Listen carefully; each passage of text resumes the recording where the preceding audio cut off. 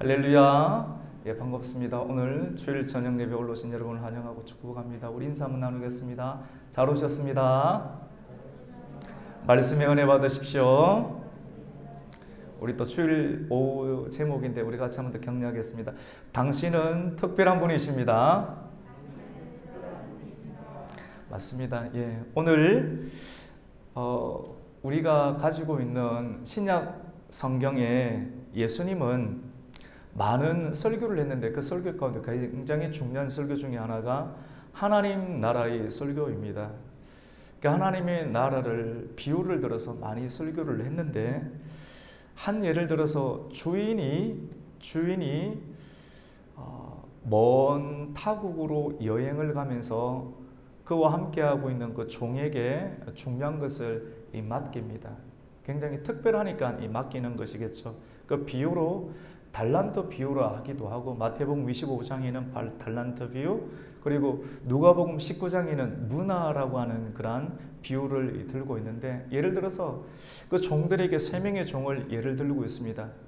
첫 번째 종에게는 한 달란트를 맡기고 두 번째, 세 번째 종에게는 두 달란트와 다섯 달란트를 맡기면서 그 소유, 달란트라고 하는 그 소유, 그것이 있지만도 하나님께서는 주인은 그 종들에게 이거 특별한 무언가를 맡기면서 말씀을 남깁니다. 장사하라. 내가 돌아올 때까지 장사하라. 우리 같이 한번 해보시겠습니까? 장사하라. 이 말을 잘 들어야 되는 것이거든요. 근데 많은 사람들은 말은 듣지 못하고 또 듣지 못한 말을 이행하지도 못하고 내가 지금 받은 것 자체의 소유에만 집착하여 하나님의 뜻을 거르는 경우가 많은 것을 보게 됩니다. 한 달란트를 주면서 주인이 말씀한 한 달란트를 장사하지 못하고 그냥 땅에 그대로 묻어둔 사람은 주인이 왔을 때 칭찬받지 못하고 또 책망을 받게 됩니다.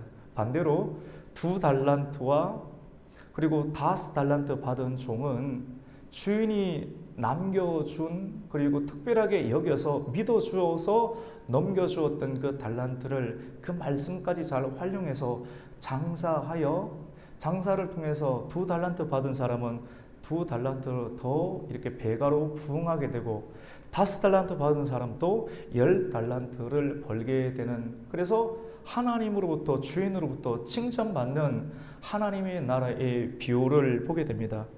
근데 왜 한 달란트 받은 사람은 장사를 하지 않았습니까? 말씀대로 장사를 하면 되는데 혹 장사를 하다가 망하거나 주님께서 주신 그 달란트를 잃어버릴까?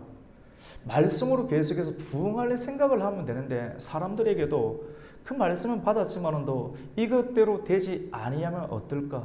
주님께서 내게 맡기신 일대로 되지 아니하면 어떨까 하는 부정적인 생각으로 생각을 발전하는 사람들은 한 달란트 받은 사람처럼 말씀은 제쳐버리고 말씀과 함께 왔던 그 소유 그 자체에만 집착하여 결국은 하나님께 책망받는 경우를 보게 됩니다. 오늘 우리는 이 로마서 2장에 관한 내용들을 살펴보고 있는데, 여러분, 유대인들은 다른 민족에게는 없는 특별한 달란트를 받았습니다. 왜 달란트 이야기를 이렇게 연결함 시켜보는 거예요? 그 달란트는 다른 민족에게는 없는 유대인에게만 있는 특별한 달란트, 그 한 달란트는 무엇인가? 율법이라는 달란트를 받았습니다. 이 율법이라는 달란트를 주었을 때 하나님께서는 장사를 해라. 장사를 한다는 것은 전하라고 하는 것입니다.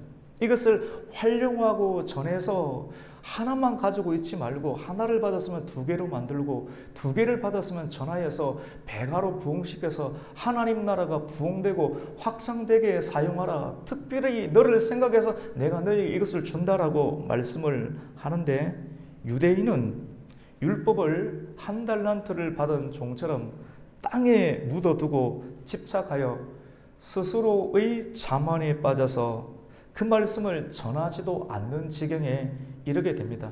여러분, 놀라운 사실은 하나님께서 특별히 이스라엘 백성들을 선택하신 것, 내가 특별하기 때문에 나를 선택했다. 굉장히 좋은 것이지만도 이 특별함으로 활용되고 또 증명이 되기 위해서는 그 뒤에 하나님의 숨은 뜻을 잘 새기고 우리가 알아야 되는데, 구약 말씀 가운데서도 율법 안에 하나님의 복음의 말씀이 들어있는 것을 보게 됩니다.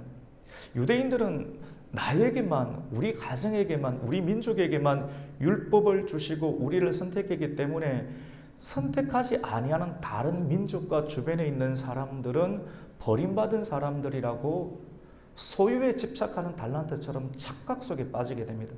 그래서 먼저 그들을 찜해주시고 그들을 사랑해주신 하나님의 이면의 뜻, 하나님의 속마음을 헤아리지 못한 채 그냥 수단으로 하나님을 대하고, 하나님을 부르면 하나님께서 오셔서 내 필요를 채워주는 정도로 하나님과의 관계를 이어가니, 하나님의 관계는 유대인들에게만 머무르지 못하고 유대인들을 넘어서 하나님 특별한 승리 속에서 예수 그리스도와 성령의 사역을 통해서 유대인이 넘어 이방인에까지 흘러 들어가는 하나님의 승리를 펼치게 되는 것을 보게 됩니다. 여러분, 놀라운 사실은 하나님께서 이스라엘 백성들에게 모세를 통하여서 시내산에서 율법을 주신 이유는 너희들만 내가 사랑하기 때문에 율법을 준 것이 아니라 그들을 통해서 주변에 있는 나라들에게까지 하나님의 말씀과 사랑을 전할 하나님의 뜻을 숨겨둔 채 남겨둔 것을 보게 됩니다. 그 힌트를 우리는 얻게 되는데, 특별히 출애굽기 19장 6절 말씀 가운데 너희는 내게 대하여 제사장의 나라가 되라 라는 말이 있습니다. 제가 한번 19절 6절 말씀을 한번 읽어드릴게요. 너희가 내게 대하여 제사장의 나라가 되며 거룩한 백성이 되리라. 너는 이 말을 이스라엘 자손에게 전할지니라. 우리 같이 한번 해볼까요? 너희는 제사장의 나라가 되라. 굉장히 보편적이고 좋은 말인데, 이 말 안에 들어있는 하나님의 숨은 뜻, 이면적인 뜻이 어떤 것인가? 여러분, 이 제사장의 나라란 뜻이 어떤 뜻인가 하면 라틴어로 폰티펙스라는 말을 쓰는데 한글로 풀이하면 다리를 놓는 사람들이란 뜻입니다. 다리를 놓으라는 거예요. 내가 너희를 찜하고 다른 민족들보다 앞서서 너희에게 율법을 주고 너희를 특별 대우한 것은 너희만 사랑하기 때문에, 그리고 다른 민족은 내가 싫어하기 때문에 너희들을 찜한 것이 아니라 너희들을 통해서 먼저 너희들을 찜해서 주변에 있는 율곡들까지 하나님께서 그들을 사랑하신다, 하나님께서 책임을 끝까지 지신다는 것을 전하기 위함이다 라고 말씀을 하는 것입니다. 그것이 율법 안에 포함되어 있는 복음의 힌트입니다. 제사장의 나라가 되는 거예요. 폰티펙스가 되는 겁니다. 다리를 놓는 사람이 되는 것이죠. 다리를 왜 놓습니까? 섬과 육지 사이에 다리가 없으면 교류가 되지 않습니다. 소통이 되지 않습니다. 많은 경우 가정이든 직장이든 학교든 나라든 원활한 소통이 되지 않기 때문에 오해가 되고 갈등이 고조가 되고 많은 것들이 깨떨어지는 경우들이 있습니다. 주님께서 우리에게 특별히 대우해 주시고 남이 가지지 아니하는 뭔가를 볼 수 있는 안목과 관계를 풀 수 있는 그런 지혜와 지식들을 우리에게 주신 그 특별함은 나만 사랑하기 때문에 주신 것이 아니라 이것을 통하여 다리를 놓는 역할을 해라. 내가 다리를 놓지 아니하면 끼워져 버릴 것만 같은 그곳에 다리를 놓아서 그 다리를 통해서 우리가 이쪽에서 그쪽으로 건너갈 수 있고 그쪽에서 이쪽으로 건너갈 수 있어서 오해가 풀리고 이해가 될 수 있는 상황으로 다리를 놓으라는 것이 이스라엘 백성들을 먼저 선택하시고 그들을 택하신 하나님의 뜻이라고 볼 수가 있습니다. 쉬운 말로 복음을 전하라고 하는 것이죠. 죄로 인해서 끊어졌던 하나님과 세상 사이를 복음의 다리로 이어주는 것이 제사장의 나라가 되라고 하는 것입니다. 그런데 실질적으로 이 말씀이 얼마나 만만치 않은 말씀인가? 여러분 생각해 보세요. 이스라엘 주변에는 애굽이 있습니다. 그리고 블레셋이 있습니다. 모압이 있고 암몬이 있고 미디안이 있습니다. 여러분 생각해 보세요. 이웃의 나라인데 이웃이 이스라엘에 대해서 아니 조금 더 우리가 도약해서 우리에 대해서 우리 교회에 대해서 주변의 사람들이 좋게 우리를 평가합니까?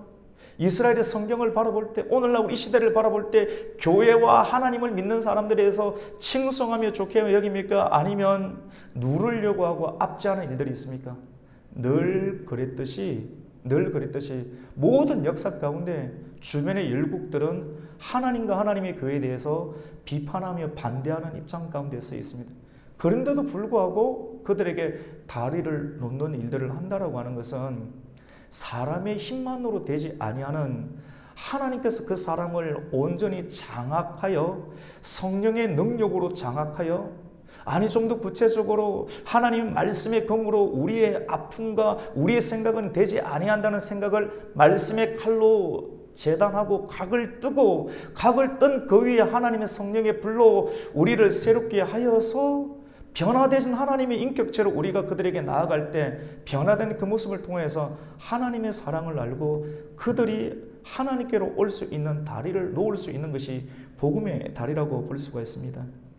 오늘 본문은 사도 바울이 나름대로 착각 속에 빠져있는 율법이면 모든 것이 완벽하다. 법궤 하나만 들고 가면 하나님께서 무조건 함께 하신다. 하나님에 대해서 그냥 수단으로 생각하고 하나님에 대해서 전혀 진정한 신령과 진정의 관계가 없고 사랑하는 관계가 없고 그냥 하나님께서 이 율법 하나 들고 나아가면 하나님께서 우리 앞길을 열어주시고 홍해도 갈라주신다는 그런 고전적인 믿음만을 가지고 있는 케케묵은 그런 권위적인 믿음만을 가지고 있는 유대인들의 오류와 착각을 사도 바울에게 주시는 하나님의 영감으로 금강석의 철필처럼 파기도 뚫어낼 수 있는 그런 날카로운 철필로 유대인들에게 쌓여있던 오류와 착각의 껍데기를 벗겨내는 사도 바울의 필체를 우리가 볼 수 있게 됩니다. 너희는 율법을 사랑한다고 하고 하나님을 자랑하면서 그렇게 큰 소리를 치고 가르치지만 너희는 정작 남을 가르치지만 너희 자신은 왜 가르치지 않느냐? 무슨 말입니까? 남은 그렇게 큰 소리로 그렇게 많은 말씀을 암송하면서 가르치고 있지만 너희는 너희 자신을 가르치지 않는다는 말은 왜 너희는 너희가 전하는 말대로 너희는 행하지 않느냐라고 사도 바울이 힘있게 전하고 있습니다. 우리 그 말씀 한번 볼까요? 오늘 21절, 22절 말씀입니다. 어떤 일들을 했는가 우리 같이 한번 보겠습니다. 21절, 22절입니다. 시작. 그러면 다른 사람을 가르치는 내가 내 자신은 가르치지 아니하느냐? 도둑질하지 말라 선포하는 내가 도둑질하느냐? 간음하지 말라 말하는 내가 간음하느냐? 우상을 가정히 여기는 내가 신전 물건을 도둑질하느냐? 성령께서 사도 바울의 그런 안목을 통해서 착각과 오류 가운데 특권층이라고 생각하는 율법 하나만 가지고 있으면 마음대로 해도 된다라고 생각하는 유대인들의 모습, 영향력이 있겠습니까? 주변 가운데 폰티펙스 제사장의 나라가 되라고 하나님께서 그들에게 율법을 줘놨더니 율법 가지고 자기의 특권 의식에 빠져서 남을 비판하고 남의 생각을 재단하고 그들의 남의 신앙과 남의 인격을 재단하면서 자기만 거룩하다라고 여기면서 분리되어 있는 유대인들, 고립되어 있는 그 유대인들, 도저히 변화될 수 없는 유대인들에게 성령에 충만했던 이 바울은 로마서 말씀을 통해서 유대인들을 비판합니다. 근데 여러분, 성경에도 이렇게 비판하는 글들이 있으니 우리도 비판해도 되겠다. 그런데 여러분, 이게 그리 만만한 일이 아닙니다. 남을 비판할 때 정말로 그 사람이 싫고 짜증나고 나에게 해를 가했던 그런 충격으로 인해서 우리가 나아가는 자연적인 비판이 있으면 그것은 충돌만을 일으키게 됩니다. 로마서 말씀을 보면 이 사도 바울은 그 누구보다 동족 이스라엘을 사랑했습니다. 동족 이스라엘, 내 모든 것이 없어진다 할지라도 하나님 모세처럼 내 동족이 하나님 나라에 들어갈 수 있다면 나는 아무것도 아닙니다라고 내 자신을 헌신할 만큼 동족을 사랑하는 마음을 가지고 있을 때 비판의 칼을 사용할 때 상대편에게도 그 껍데기가 벗겨지고 뚫고 들어갈 수 있는 그런 은혜가 있음을 우리가 보게 됩니다. 사랑 없이 말씀을 전하고 사랑 없이 판단하고 사랑 없이 치밀한 이야기를 하면 많은 경우가 깨어지는 것을 이렇게 보게 됩니다. 여러분, 가르치기를 잘하는 권위적인 아버지가 성적이 잘 나오지 않는 아들을 훈계하려고 합니다. 야, 이 녀석아, 우리 아들도 그 성적표를 제가 본 적은 한 번도 없는데 왜 안 보여주는지 잘 모르겠습니다. 이렇게 이야기를 하는데, 야, 이 녀석아, 아브라함 링컨은 네 나이 때 학교도 다니지 않았는데도 불구하고 변호사 시험에 합격을 했어. 그 아버지의 그 권위적인 이야기를 듣고 나름대로 깊은 감명을 받았던 그 아이는 아버지의 가르침대로 이렇게 답변을 합니다. 아버지 참 감사합니다. 링컨은 아버지 나이 때 미국의 대통령이 되었다죠. 이렇게 이야기를 했던 겁니다. 여러분 이해가 되시죠? 자기가 사랑 없이 남의 것을 비교하면서 뭔가를 주입하려고 가르치는 것, 사랑 없이 가르치는 것, 나도 그렇게 하지 못하면서 남에게 가르쳐서 쉽게 뭔가를 이루려고 하는 형태의 가르침이 유대인들의 그런 모습들, 이런 모습들이 오늘날 우리의 생활과 삶 가운데 있지는 아니합니까? 가르치는 것을 잘하지만 그 가르침대로 자기 자신에게는 행하지 않을 때 부메랑의 효과처럼 자기 자신에게 돌아오게 되는 것을 보게 됩니다. 정말 그런 것 같아요. 부메랑인 것 같아요. 정말 아무도 없는 곳에서, 엄밀한 곳에서 우리가 누군가를 위해서 기도하거나 축복하면 그 축복이 반드시 그 사람에게 들어가서 사람이 변화가 되거나 받을 그릇이 되지 못하면 그 축복이 오히려 나에게 돌아오는 것. 하지만 자연인 상태로 우리가 물과 성령으로 중생받은 사람의 모습으로 우리가 살아야 되는데 자연인 상태로 충격이 온 그대로 우리가 반응을 하여서 그냥 비난하고 비방을 하게 되면 똑같은 부메랑 효과처럼 우리에게 돌아오는 것을 경험합니다. 여러분, 유대인은 율법을 암송을 하는데요. 특별히 모세오경, 잘 외우는 사람들은 모세오경을 통째로 다 외웁니다. 창세기, 출애굽기, 레위기, 민수기, 신명기까지. 정말 대단하죠. 유대인 모든 각 종교, 정치, 기술, 혁신, 대학 모든 분야 가운데 최고의 엘리트를 답습하고 있는 것은 이 유대인이지 않습니까? 유대인들의 학습법, 유대인들의 모든 이런 것은 말씀을 통해서 나타나는 것을 보게 되는데요. 이 유대인들 중에서 특별히 신명기 정도는 그냥 대부분의 경우가 다 외우는 것을 보게 됩니다. 그런데 그러한 유대인들이 스스로의 자긍심에 넘쳐서 그렇게 말씀이 없는, 율법이 없는, 오늘날로 치면 말씀을 잘 모르고 암송하지 못하는 이방인을 향해서 비방하며 율법을 잘 알지 못하는 사람은 너는 율법을 모른다라고 비난하며 너희들은 지옥의 땔감이라고, 태초부터 하나님께서 너희는 지옥의 땔감이라고 작정했다고 하면 이것이 얼마나 위험한 발언이 되겠습니까? 율법으로 구원받지 못하는 거예요. 율법 그 자체로 눈에 보이는 할례, 율법이 대표적인 눈에 보이는 표면적인 그런 형태잖아요. 할례를 한 것, 남들에게 보여줄 수 있는 것, 이것 자체로 우리가 구원받지 못하고 건진받지 못하는 겁니다. 이것을 굉장히 실제적으로 이야기를 한다고 하면 내가 직분이 높은데, 내가 직분이 목사인데, 내가 직분이 장로인데, 내가 성경의 암송 구절을 159절을 알고 있는데, 내가 어려서부터 유아 세례를 받았는데, 이것 자체 표면적인 유대인, 표면적인 할례를 받았던 그런 모습 그 자체가 실질적으로 치열한 우리의 영적인 환경 가운데서 우리가 죄를 이길 수 있는 힘이 그것으로 나타나지 않는다는 것을 사도 바울이 말을 하고 있습니다. 성경책을 많이 갖고 있고, 내가 성경책을 읽은 곳이 성경책이 주르르 한 20권이 있고, 나는 종교개혁에 관한 신앙을 배웠고 내가 알고 있는 수많은 성경 구절을 암송하고 있는 그 자체가 죄를 이기는 충분한 능력이 되지 못한다는 것을 말씀을 하고 있습니다. 근거 없는 자신감입니다. 그리고 근거 없는 자긍심은 스스로를 끔찍하고 무서운 사람으로 변질시키기에 충분합니다. 그러니까 어떤 전도사님이 도시의 유명한 교회에 부임하게 되었습니다. 근데 가만히 보니까 전도사님이 보니까 뒷자리에서 앉아서 예배도 안 드리고 계속해서 친구들과 이렇게 이야기하고, 그래서 전도사님 설교를 잘 안 듣고, 그래서 가만히 보니까 그의 부모님이 교회의 중직자가 되는 것 같아요. 그러니까 그렇게 자꾸 이렇게 예배 가운데 집중하지 못하는 것 같아요. 그래서 예배를 다 마치고 난 다음에 전도사님이 그 학생을 불러서 이야기를 합니다. 학생, 이름이 뭐니? 예, 이런 큰 믿음입니다. 아, 믿음이 굉장히 좋구나. 근데 너 예수님을 믿니?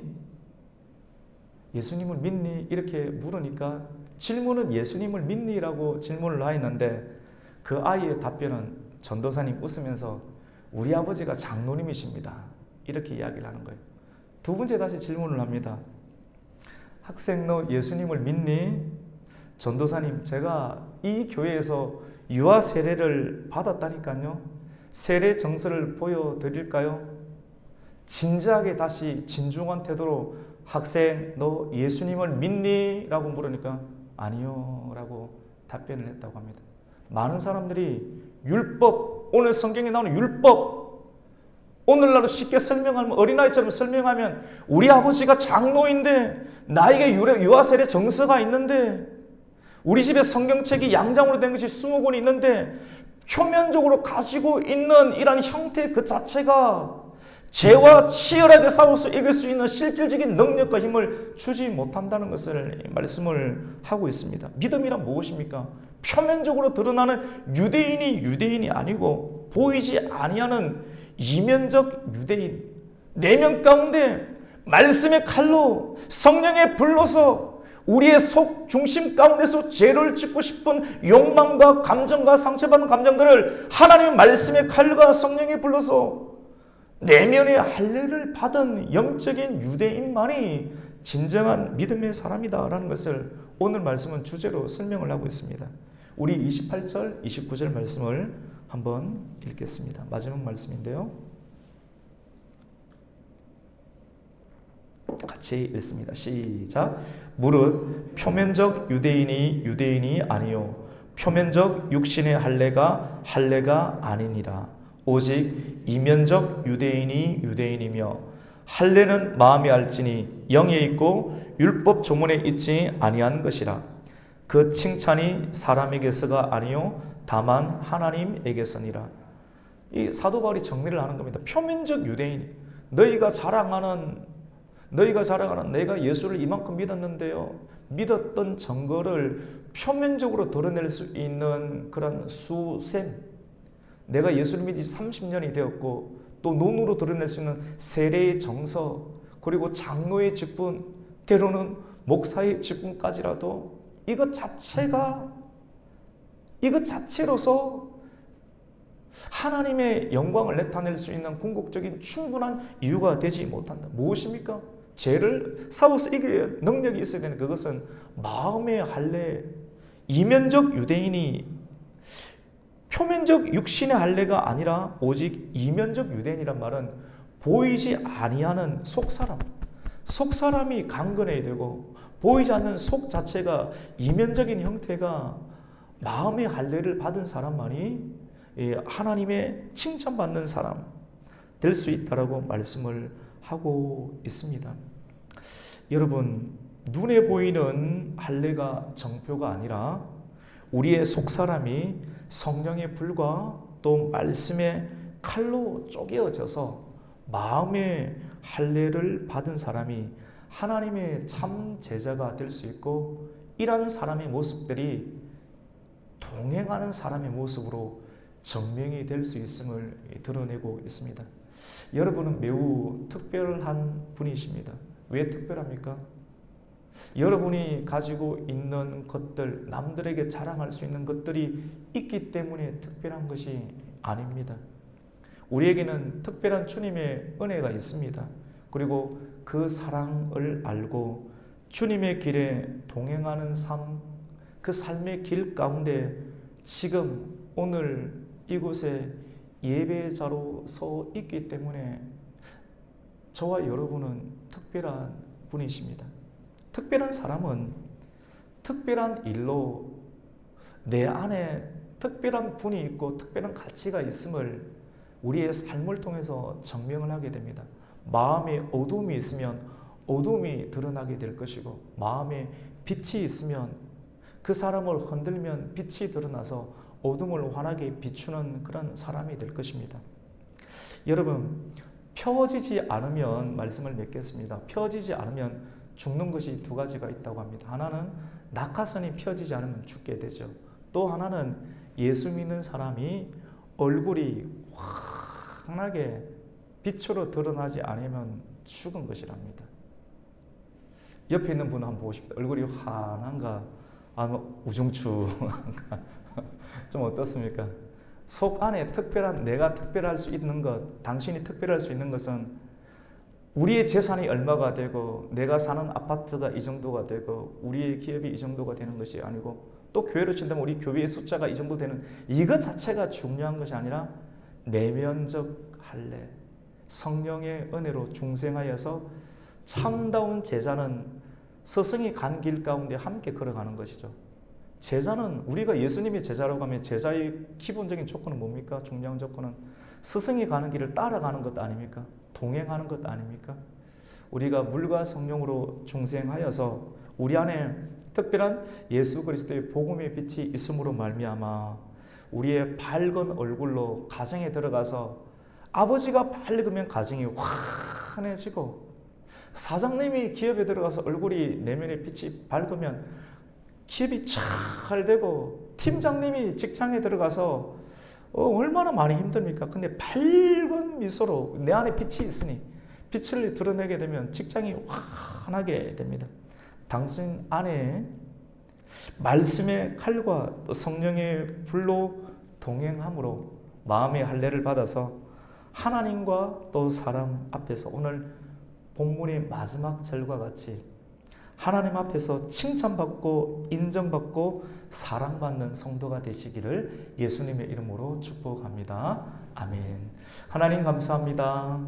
오늘 주일을 주님의 은혜 가운데 인도해 주시고 오늘 이 시간까지 예배자의 모습으로 동행할 수 있는 은혜 주심에 감사합니다.